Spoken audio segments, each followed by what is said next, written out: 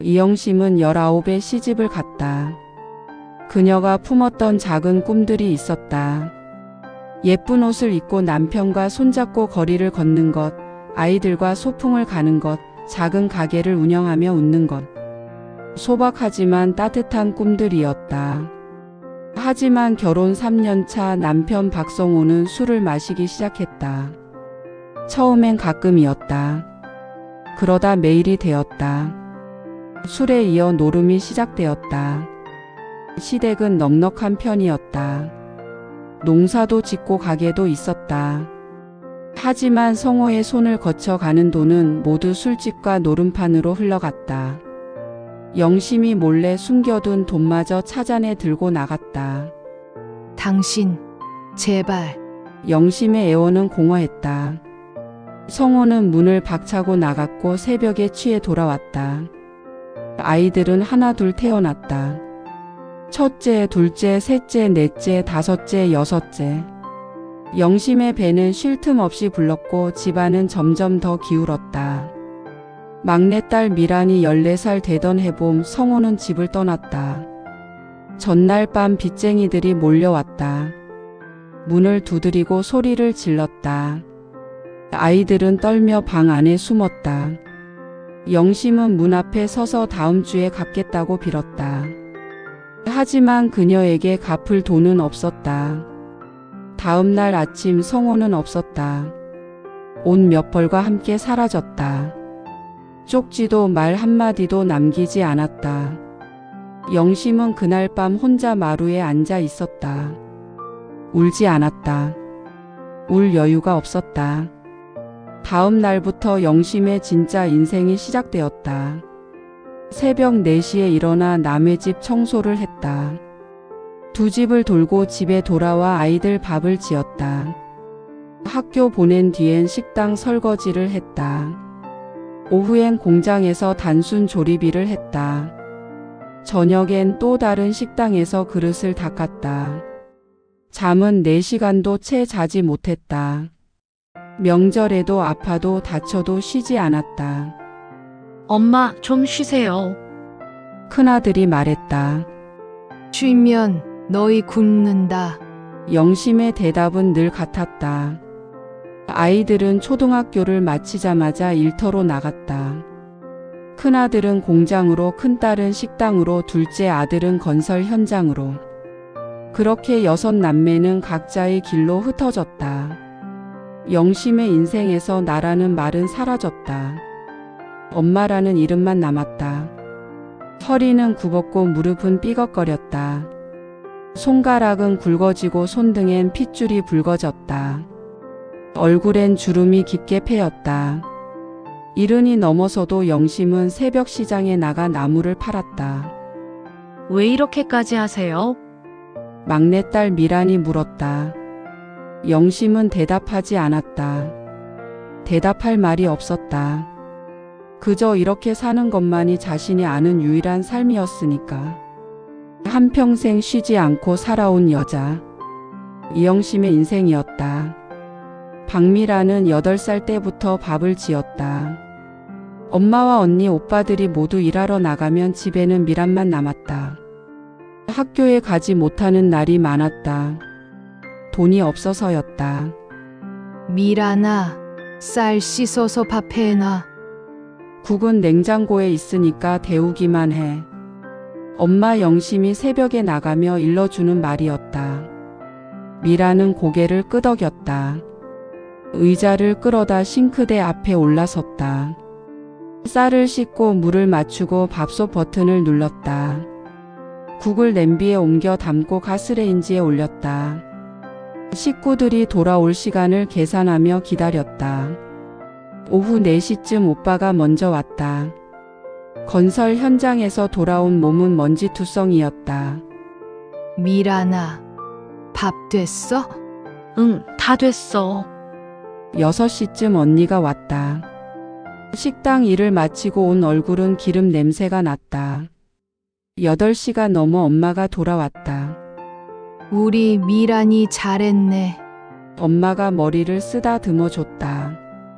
미라는 웃었다. 칭찬받는 게 좋았다. 하지만 밤이 되면 무서웠다. 혼자 남은 집은 너무 컸고 어둠은 너무 깊었다. 이불 속에서 엄마 돌아오는 소리를 기다렸다.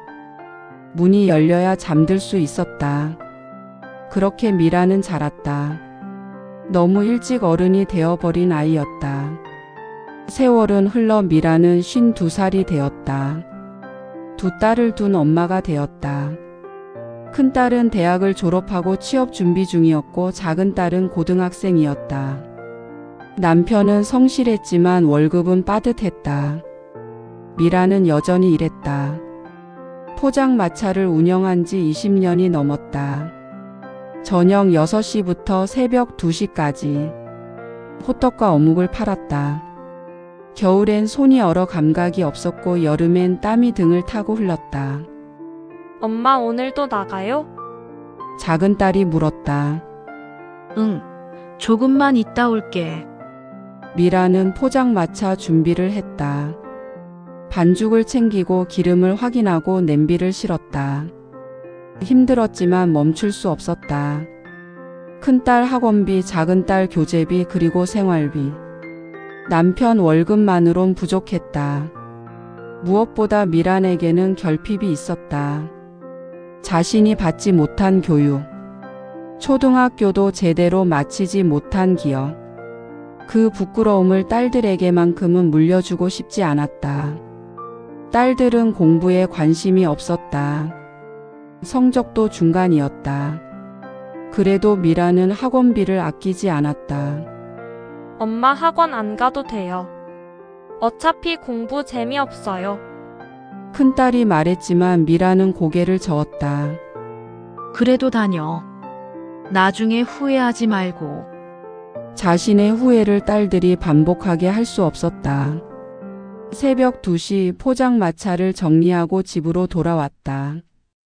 온몸이 기름 냄새였다. 씻지도 않고 침대에 쓰러졌다.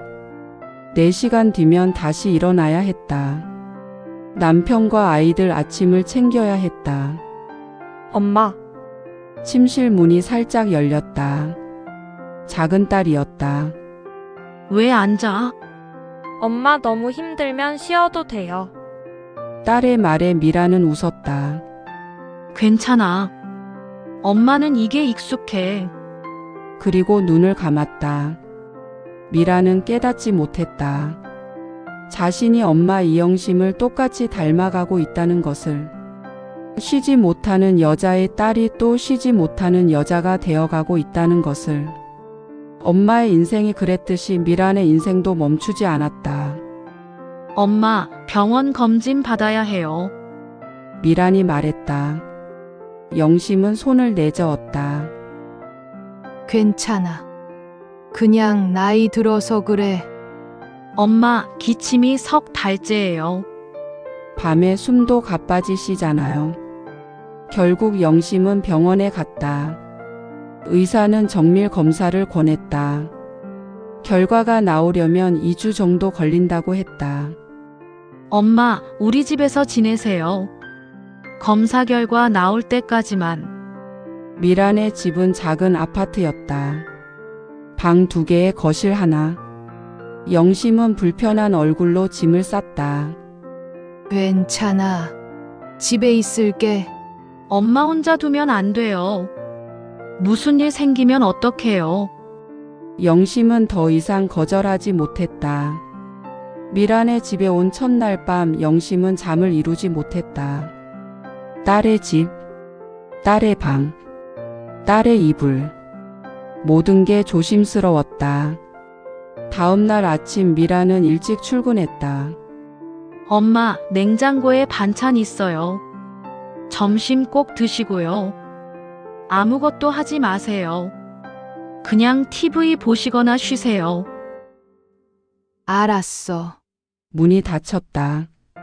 큰딸도 작은딸도 학교로 갔다. 집 안이 고요해졌다. 영심은 거실 소파에 앉았다. TV를 켰다. 아침 드라마가 나왔다. 하지만 집중이 안 됐다. 주방 싱크대가 눈에 들어왔다. 설거지통에 그릇 몇 개가 쌓여 있었다. 딸이 바빠서 못했나 보네. 영심은 일어났다. 무릎이 쑤셨다. 허리를 펴기가 힘들었다. 하지만 참을 만했다. 천천히 주방으로 갔다. 설거지를 시작했다. 굽은 허리를 숙이고 쭈글쭈글한 손으로 그릇을 닦았다. 설거지를 마치고 나니 싱크대가 눈에 들어왔다. 물때가 끼어 있었다. 수세미로 문질렀다. 싱크대를 닦고 나니 바닥이 눈에 들어왔다. 얼룩이 보였다. 걸레를 찾았다. 물을 적셨다. 무릎을 꿇었다. 허리를 더 숙였다. 한 칸 한 칸 바닥을 닦았다. 허리가 끊어질 것 같았다. 숨이 가빠졌다. 기침이 나왔다. 그래도 멈추지 않았다. 거실을 닦고 화장실을 닦고 베란다를 정리했다. 이불도 햇볕에 널었다. 가만히 앉아 있을 수가 없었다. 딸의 집에서 밥만 얻어먹고 아무것도 하지 않는 존재가 되는 것. 그게 영심에게는 견딜 수 없는 민폐였다. 이 정도는 해야지. 내가 여기 와서 신세만 지면 안 되잖아. 시계를 보니 오후 2시였다. 점심을 먹지 않았다는 걸 그제야 깨달았다. 저녁 6시 미란이 돌아왔다. 엄마 다녀왔어요. 집안이 너무 깨끗했다. 바닥이 반짝였고 설거지는 다 되어 있었고 화장실에선 세제 냄새가 났다. 미란의 숨이 턱 막혔다. 엄마, 청소하셨어요? 응, 조금. 영심은 소파에 앉아 있었다. 숨소리가 거칠었다. 얼굴이 창백했다. 조금이 아니잖아요. 아무것도 하지 말라고 했잖아요. 미란의 목소리가 높아졌다. 엄마, 제발. 아무것도 하지 마. 그냥 쉬어. 부탁에 가까운 말이었다. 애원이었다. 영심은 웃으며 고개를 저었다. 이 정도는 해야지. 내가 여기 와서 신세만 지면 안 되잖아. 미라는 더 말하지 못했다. 엄마의 눈에 담긴 미안함이 너무 깊어서. 그날 밤 두 사람은 말없이 저녁을 먹었다. 미라는 엄마를 보며 가슴이 아팠다. 왜 쉬지 못하는 걸까? 왜 자꾸 미안해하는 걸까? 영심은 딸을 보며 불편했다. 짐이 되는 것 같아서. 폐를 끼치는 것 같아서. 그렇게 그들의 시간은 조용히 흘렀다. 2주가 흘렀다. 영심은 매일 아침 미란이 출근하면 집안일을 했다. 미란은 매일 저녁 돌아와 한숨을 쉬었다. 같은 대화가 반복되었다. 엄마, 왜 또 청소했어요? 조금밖에 안 했어. 조금이 아니잖아요. 엄마 몸 생각 좀 하세요. 괜찮아. 이 정도는 아무것도 아니야. 미라는 더 이상 말하지 않았다. 말해봐야 소용없다는 걸 알았다. 검진 결과가 나왔다. 폐렴 초기 단계였다. 입원 치료가 필요했다. 의사는 이 나이에 무리하시면 안 됩니다 라고 했다. 엄마, 입원하세요. 괜찮아. 약만 먹으면 돼. 엄마, 미란의 목소리가 떨렸다. 제발 좀 내 말 들어요. 왜 이렇게 고집이세요? 영심은 고개를 돌렸다. 대답하지 않았다. 결국 영심은 일주일간 입원했다. 퇴원 후에도 미란의 집에 머물렀다. 의사가 당분간 혼자 계시면 안 됩니다 라고 했기 때문이다. 어느 저녁 미란이 일찍 들어왔다. 영심은 또 부엌에 있었다. 반찬을 만들고 있었다. 엄마, 미란이 소리쳤다. 참았던 감정이 터졌다. 왜 말을 안 들어요? 왜 자꾸 이러세요? 영심은 가스불을 끄고 미란을 봤다. 미안해. 미안하다고 하지 말고 좀 쉬어요. 미란의 눈에 눈물이 고였다. 엄마는 왜 자꾸 이래요? 왜 쉬질 못해요? 평생 일만 하고 살았잖아요. 이제 좀 쉬면 안 돼요? 영심은 말이 없었다. 한참을 그렇게 서 있다가 낮게 말했다. 쉬는 게 뭔지 모르겠어. 미란이 고개를 들었다. 평생 이렇게만 살았어. 쉬면 불안해. 뭔가 해야 할 것 같고 영심의 목소리가 작아졌다. 너희한테 폐만 끼치는 것 같아서 이거라도 해야 마음이 편해. 미란은 아무 말도 할 수 없었다. 그날 밤 두 사람은 나란히 소파에 앉았다. TV는 켜져 있었지만 보지 않았다. 엄마, 응.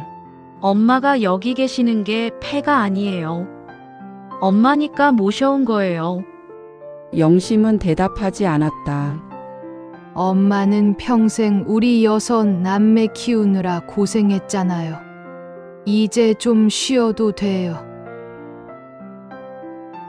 알아. 영심이 작게 대답했다. 근데 쉬는 게 익숙하지 않아. 평생 한 번도 쉬어본 적이 없으니까. 미라는 엄마의 손을 잡았다. 거칠고 주름진 손. 평생 일만 해온 손. 이제는 쉬어도 돼요. 영심은 딸의 손을 느꼈다. 따뜻했다. 눈물이 날 것 같았지만 참았다. 두 사람은 한참을 그렇게 앉아 있었다. 며칠 후 영심은 자기 집으로 돌아갔다. 미라는 일주일에 2~3번 엄마 집을 찾았다. 반찬을 해다 주고 청소를 해주고 병원에 모셔다 드렸다. 영심은 여전히 괜찮다고 했지만 예전보다는 말을 듣는 편이었다. 그렇게 몇 달이 흘렀다. 어느 겨울 아침 영심은 잠에서 깨어나지 못했다. 조용한 죽음이었다. 고통도 없었다. 그저 잠든 것처럼.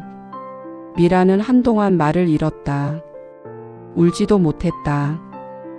장례식장에서도 눈물이 나오지 않았다. 가슴만 텅 비어 있었다. 집으로 돌아왔다. 설거지대 앞에 섰다. 엄마의 손이 보였다. 바닥을 보니 굽은 등이 떠올랐다. 그제야 눈물이 났다. 한평생 남편 없이 6남매를 지켜낸 엄마. 한 번도 쉬지 못하고 간 엄마. 미라는 무릎을 꿇고 울었다. 영심이 떠나고 3달이 지났다. 미라는 여전히 포장마차를 끌고 나갔다. 여전히 새벽 2시까지 일했다. 하지만 예전과 달라진 게 있었다. 문득문득 손이 멈췄다. 호떡 반죽을 만지다가 어묵을 삶다가 그릇을 닦다가 엄마가 떠올랐다. 나도 엄마처럼 살고 있구나. 쉬지 못하고 멈추지 못하고 자신을 지우며 사는 삶. 미라는 처음으로 깨달았다. 자신이 엄마 이영심을 똑같이 닮아 있다는 것을. 어느 저녁 큰딸이 말했다. 엄마, 나 취직했어. 정말? 어디? 중소기업인데 괜찮은 데야. 다음 주부터 출근해. 미라는 딸을 안아줬다. 수고했어. 엄마, 이제 포장마차 그만해도 돼. 내가 벌어올게. 미라는 웃었다. 아직 내 동생 대학 등록금도 남았는데 무슨 소리야? 엄마 평생 일만 했잖아. 좀 쉬어. 그 말에 미란의 손이 멈췄다. 엄마 영심에게 했던 말이 그대로 돌아왔다. 그래, 알았어. 미라는 처음으로 그렇게 대답했다. 다음 날 미라는 포장마차 앞에 섰다. 20년을 함께한 낡은 수레, 녹슨 바퀴, 기름 얼룩진 판, 손을 얹었다. 차가웠다. 이제 그만해도 되는 걸까? 미라는 망설였다. 멈추는 것이 두려웠다. 엄마처럼. 하지만 큰딸의 말이 떠올랐다. 엄마 평생 일만 했잖아. 그리고 엄마의 목소리가 들렸다. 쉬는 게 뭔지 모르겠어. 미라는 눈을 감았다. 엄마, 나는 쉬는 법을 배우고 싶어요. 석 달 후 미라는 포장마차를 정리했다. 완전히 그만둔 건 아니었다. 주말에만 나가기로 했다. 평일엔 쉬기로 했다. 처음 쉬는 날 미라는 아침에 일어나 멍하니 앉아 있었다. 지금 뭘 해야 하지? 할 일이 없었다. 이상했다. 불안했다. 그때 작은 딸이 말했다. 엄마 같이 산책할래? 산책? 응, 그냥 걷자. 아무 생각 없이. 미라는 딸과 함께 나갔다. 동네를 천천히 걸었다. 오랜만에 보는 풍경이었다. 꽃이 피어 있었다. 나무가 자라 있었다. 아이들이 뛰어놀고 있었다. 이렇게 예뻤구나. 미라는 처음으로 느꼈다. 쉬는 것도 나쁘지 않다는 것을. 어느 날 미라는 엄마의 집을 정리하러 갔다. 옷장을 열었다. 낡은 옷들이 가득했다. 모두 비슷한 색깔이었다. 검은색, 회색, 남색. 서랍을 열었다. 낡은 수첩이 나왔다. 펼쳤다. 엄마의 글씨가 빼곡했다. 큰아들 등록금 50만 원. 둘째 딸 교복값 20만 원. 셋째 아들 책값 5만 원. 수입과 지출이 적혀 있었다. 평생의 기록이었다. 마지막 페이지에 이런 글이 있었다. 미란이가 포장마차 시작했다. 힘들 텐데 내가 도와줘야 하는데. 미라는 그 글을 보며 울었다. 엄마는 끝까지 걱정했구나. 자식들을, 특히 자신을 닮은 막내딸을. 엄마, 나는 이제 알아요. 미라는 수첩을 가슴에 안았다. 엄마가 얼마나 숭고한 삶을 살았는지. 그리고 나도 엄마처럼 살고 있다는 걸. 이영심의 인생은 끝났다. 하지만 박미란의 삶 속에서 여전히 살아 숨쉬고 있었다. 미라는 이제 안다. 엄마를 닮았다는 것을.